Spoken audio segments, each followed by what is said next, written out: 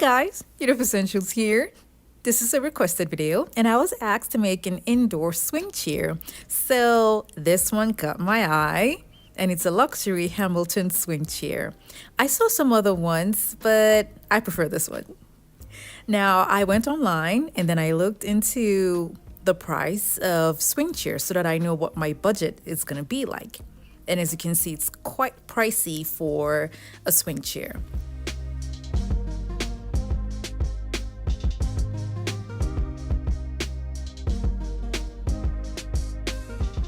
So I kept scrolling down and this one got my eye. It looks really pretty and so unique. It costs a lot, but I still prefer this one. To recreate this look, I decided to use PVC strips from Home Depot. I got 3, and then all I'm going to be doing now is making 2 large rings. I'm going to be using half that I cut from one on one full-length PVC strip, and then joining them together with mending plates.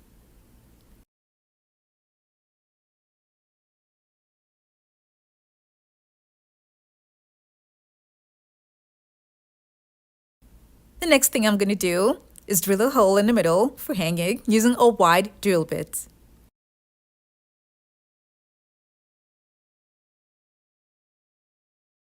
I'll be using this hardware set that I got from Home Depot, and it can take up to 350 pounds. I mean, I weigh 160, so this is going to be fine. Now I'm going to be attaching wood to the circles, and the first wood that I'll be attaching to it is the longest, and it's going to be 15 inches long. And I did take a measurement of a regular chair to make sure that it's wide enough. And that's how I came about with the 15 inches for the first piece of wood. Now every other wood that's going to go to the left and to the right is going to be reducing in length as it goes up. This is what it looks like when I was done. And then I also added wood across. I'll be adding pipes to make it stronger. Now I used the PVC strips at first just to give me a circular shape. And then the pipes are going to make it much stronger for it to be suspended on a chain.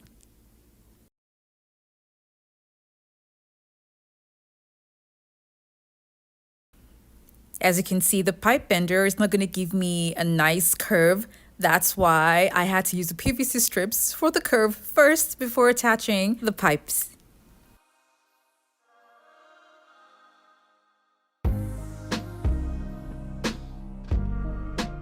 I didn't want to make too many holes around the PVC strips, so because of that, I'll be using zip ties to hold the pipes and the PVC strips together.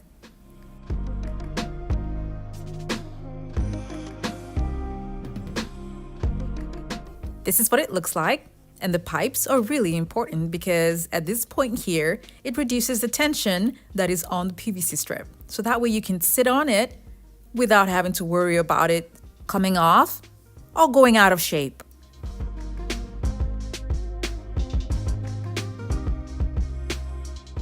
I spray painted it silver and then added something that's hard and flexible at the bottom.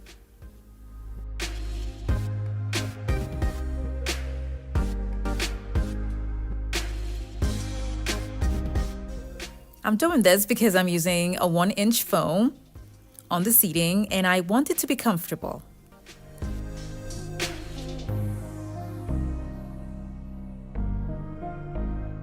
I'll be attaching the foam with a staple gun.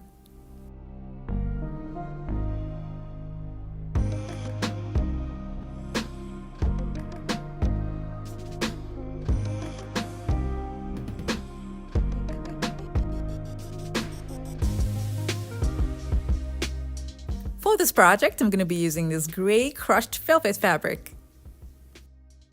I didn't get enough when I went to the store, so I had some little bit of space, so I covered that up with another fabric that I had. I also covered the wood that's at the back with the same extra fabric. Now for the cushion at the back, I need something that's close to an egg shape to look like the one that's on the picture. So when I got the shape that I wanted, I glued a board at the back, made points on the foam for tufting, And then I made holes on those points using a pair of scissors. And then now I'm going to be tufting the fabric. And because it was short, I had to add another fabric to it. This was already measured before I started the project. And I got just 1 yard of fabric, so that's why I was short on fabric. Now all I'm doing is just locating where the holes are and stapling it down. When I was done, I stapled the extra fabric at the back and covered it up. I glued crystal buttons on the tufts. When I was done, I attached the cushion to the wood from the sides and the tufts that actually meet with the wood that's at the back. When I was done, I kept it aside and then started working on where I'll be mounting the chair. I'm going to be using wood from Home Depot, and this is what I got. I got 4 pieces of prime wood. Now the first thing that I'll do is drill a hole in the middle.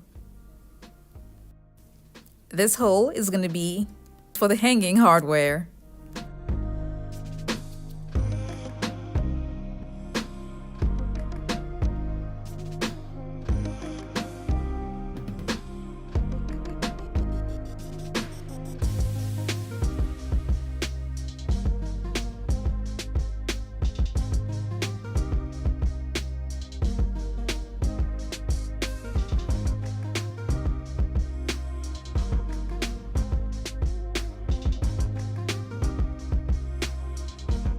I used wood glue and heavy-duty corner braces to attach the wood pieces together.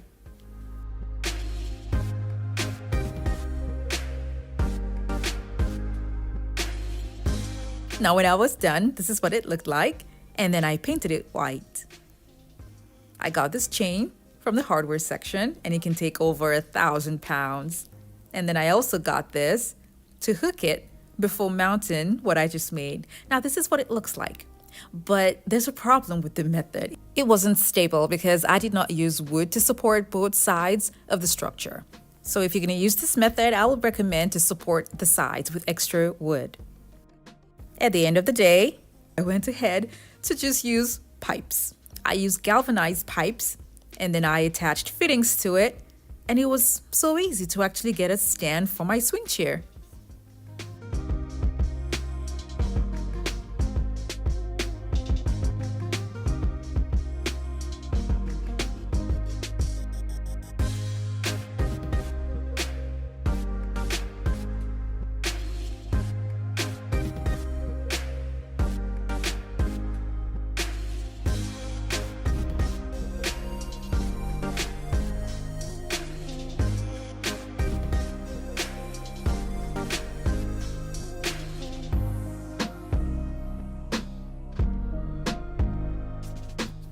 The galvanized pipes and fittings were kind of expensive compared to the wood, because with the pipes, I spent about $110.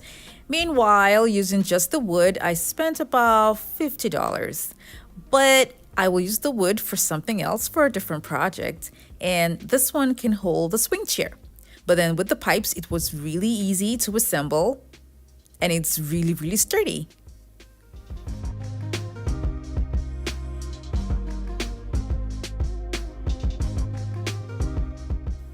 When I was done, all I did was mount the hanging hardware to it. And my swing chair is complete. With all that I did, I didn't get a perfect circle. Now that got me upset. But I'm just gonna keep this the way it is.